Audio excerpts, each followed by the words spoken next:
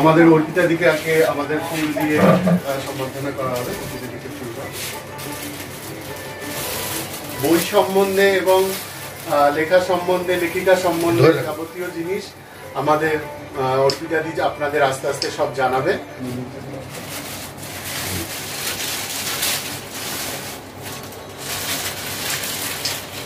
ফুল দিয়ে সম্বোধন অর্পিতা দিকে দাও। ফুল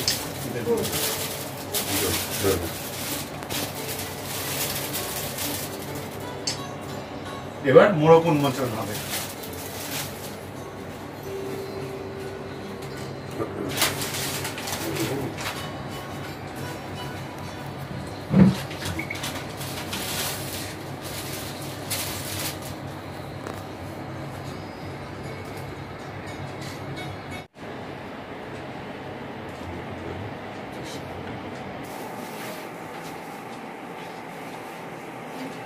বইটার নাম হচ্ছে ছোট ছুটকির কেরামতি, শীত বসন্ত, লেখিকা সুদীপা চৌধুরী।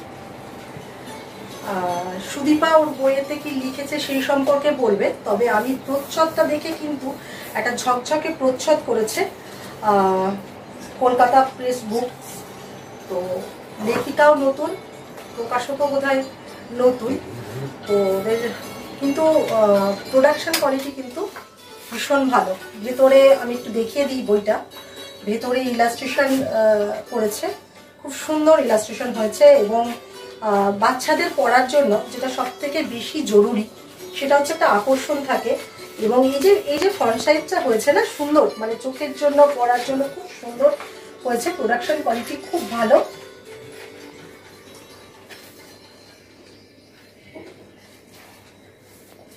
তো এই যে শিশু সাহিত্য, শিশু কিশোর সাহিত্য,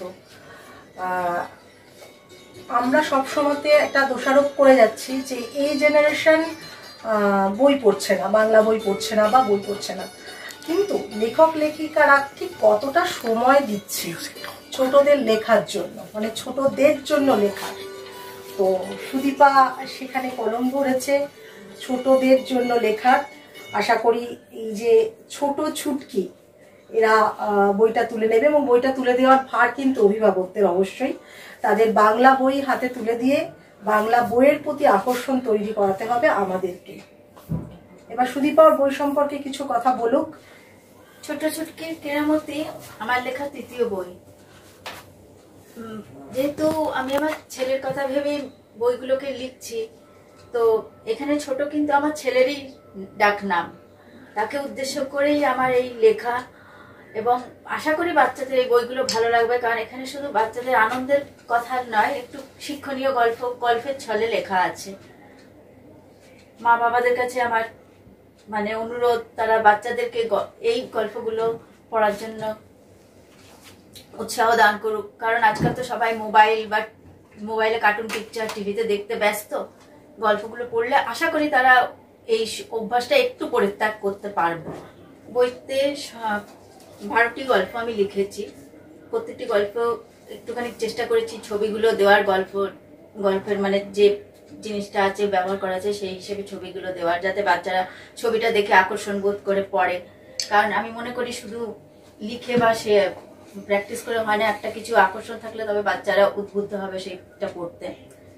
এবং লেখাগুলো মানে খুবই বাচ্চাদের যাতে ঢোকে মাথায় সেইভাবে খুবই সহজ সরল ভাষায় লেখা আছে। যেমন শীত বসন্ত কেন দিয়েছি, এখানে গল্পটা টোটালি শীতকালে আমরা কি করি, পিকনিকে যাই, বা ধরুন সরস্বতী পুজো হচ্ছে, এই তারপরে বড়দিনের উৎসব পালিত হচ্ছে, এই ধরনের, বা সার্কাস দেখি, যেটা এখন প্রায় উঠেই গেছে, অবলুপ্ত প্রায়। এই ধরনের গল্পগুলো নিয়েই গল্পের নামগুলো বলো, ভীষণ আকর্ষণীয় নামগুলো। জন্মদিন, বন্ধুত্ব, রেজাল্ট চোর, চার্চের মেলা, নতুন বছর, ঐরাবত দর্শন। ঐরাবত দর্শন বলতে কি সেই গ্রামে হাতি আসতো যেভাবে? হ্যাঁ, গ্রামে হাতি আসতো, কিন্তু আমি এটা মেনলি যেহেতু মেদিনীপুর শহরে আমার বাসিন্দা, তার জন্য শালবনীতে মাঝে মধ্যেই হাতি বেরিয়ে আসে। এবার সেই তথ্যটাকে মাথায় নিয়ে, এটা সত্যিকারেরই ঘটনা, কিন্তু সেটাকে গল্পের ছলে লেখা। সার্কাস তো আমরা ছোটবেলায় শীতকাল বলেই সার্কাস দেখতে যেতাম, যেটা এখন আর হয় না, এখন আর হচ্ছেই না। তো আর কাল বৈশাখীতে আম কুড়োনো, সেগুলোই আছে। তো এইগুলো কিন্তু এখনকার বাচ্চারা কিছুটা হলেও মিস করছে। ওরা বুঝতেই পারছে না, ওরা এখন কম্পিউটার গেমস এর মধ্যে এমন ভাবে রয়েছে যে এই যে রঙিন ভূত লিখেছো, তো আমি জানি না তুমি রঙিন ভূত কি বিষয় নিয়ে লিখেছো, তুমি সেটা বলো। রঙিন ভূত একটুখানি দোল, আমাদের দোল উৎসব, এই যে বসন্তে, ওই জন্য শীত বসন্ত হেডিং কে দেওয়াই আছে। আমি শীতকাল আর বসন্তের থিমটাকে মাথায় রেখে আর কি গল্পগুলো লেখা। এবার আমাদের দোল উৎসবটাকেই এখন বাচ্চারা দোল খেলাটাকে কি মানে জাস্ট ফর শো, তারা মানে পিকচার তুলতে হবে, কোনো একটা সেলফি তুলতে হবে, এইভাবেই দেখেছি বেশিরভাগ এখন উৎসবটা পালিত হয়। কিন্তু আমি এটাকে একটুখানি গল্পের ছলে যাই, বাচ্চারা দোলটা নিয়ে একটু আনন্দ করুক। আমরাও তো ছোট বয়সে করেছি, এখন এগুলো পাওয়া যায় না, সেই হিসাবেই গল্পটা গুলোকে লেখা আছে। এবার বাকিটা তো পড়ার পরেই বোঝা যায়। কিছুটা বাস্তব তো আছে, এই গল্প লিখতে গেলে একটুখানি বাস্তবে তো থাকতেই হবে, একেবারে তো কাল্পনিক কিছু করা যাবে না। সেই ছেলে রিলেটেড নিয়েও লেখা আছে। আর সবচেয়ে বড় কথা, এখানে যে ছোট যে আপনারা মুখটা দেখতে পাচ্ছেন, আমার ছেলেরই মুখ এটা, সেই হিসেবেই করা, শুধু ওর কথা মাথায় রেখেই করেছি। কিন্তু আমি মনে করি এটা সব বাচ্চাদেরই ভালো লাগবে। আমার ছেলে তো একা বাচ্চা নয়, বাচ্চা মানে তো সবাইকেই বোঝাচ্ছে, এই হিসাবেই আমি বলছি। আমার কাছে আমার ইনবক্স প্রতিদিন প্রচুর প্রচুর মেসেজ আসে, নেগেটিভ মেসেজ আসে, আমি কিভাবে জীবনটা কাটাবো, আমার জীবনে এরকম একটা কিছু ঘটে গেছে এরকম। আমি তাদের প্রত্যেককে বলবো যে সুদীপা কিন্তু তাদের কাছে একটা মাইলস্টোনের মতো। সুদীপা সৌরদীপকে হারানোর পর তাকে বাঁচিয়ে রাখছে এবং নিজেকে সুস্থ রেখেছে, মানসিকভাবে সুস্থ রেখেছে, এবং সৌরদীপকে বাঁচিয়ে রাখার পদ্ধতি নিয়েছে ও ওর মাধ্যমে এই যে বইপত্র বাচ্চাদের কাছে পৌঁছে দেওয়াই হোক বা মানুষের কাছে পৌঁছে দেওয়াই হোক। এর জন্য আমি সুদীপাকে স্যালুট। মানে সত্যি সুদীপার মনের জোর অসম্ভব। আমি নিজে একটা সন্তানের মা, স্কুল থেকে আসতে দেরি হলে আমার চিন্তা হয় যে কি হচ্ছে, কেন এখনো ফিরছে না। সেখানে সুদীপা যে হারিয়েছে, আমি বলতে পারি যে আমি সমব্যথী, কিন্তু ওর যন্ত্রণা, ওর কষ্টটা শুধুমাত্র ওর। আর একটা কথা এই প্রসঙ্গে বলি, যেটা আমার মনে হয় বলাটা খুব প্রয়োজন, আমি বারবার লিখেওছি, সৌরদীপ, স্বর্ণদীপ এরকম অনেকটা আমরা হারালাম, যারা পড়াশোনা করতে গেল একটা স্বপ্ন নিয়ে, তার বাবা মা দিয়ে এলো, তারপর সে আর ফেরত এলো না। তো কর্তৃপক্ষ, কলেজ কর্তৃপক্ষ কি এগুলো একদম জানছে না?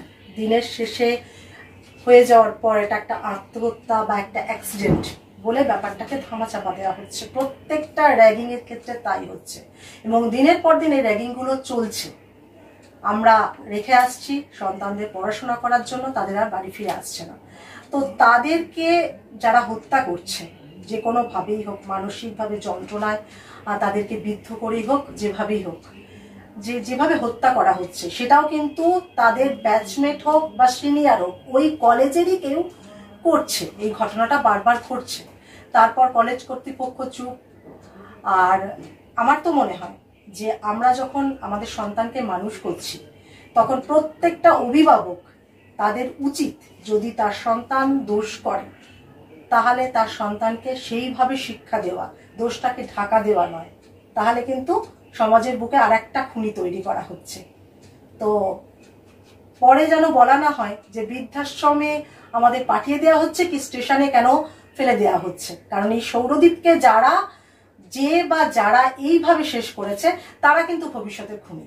এটা কিন্তু পরিষ্কার বলতে বাধ্য হলাম যে সুদীপার আজকে এই যে মানসিক যে একটা 1 বছর ধরে যে ও ট্রমার মধ্যে দিয়ে কাটিয়েছে, এবং সারাটা জীবন যেই ফাঁকা শূন্য একটা ব্যাপারের মধ্যে দিয়ে ও যাবে, একটা স্মৃতিকে আঁকড়ে ধরেও বেঁচে আছে, তার পিছনে যারা আছে, শুধু আমি ঈশ্বরের কাছে কামনা করছি না, আমি অভিভাবকদের কাছে অনুরোধ করছি যে নিজের সন্তানকে এটুকু শিক্ষা দিন যেন তারা শুধু নিজেরটা না বুঝে অপরের ক্ষতি এইভাবে না করে।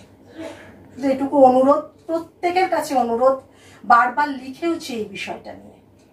যাই হোক, আজকে একটা আনন্দের দিনই বলবো, কারণ এই বইয়ের মধ্যে সৌরদীপের স্মৃতি আছে, সৌরদীপের মুখকে একটা সুন্দর করে করা হয়েছে।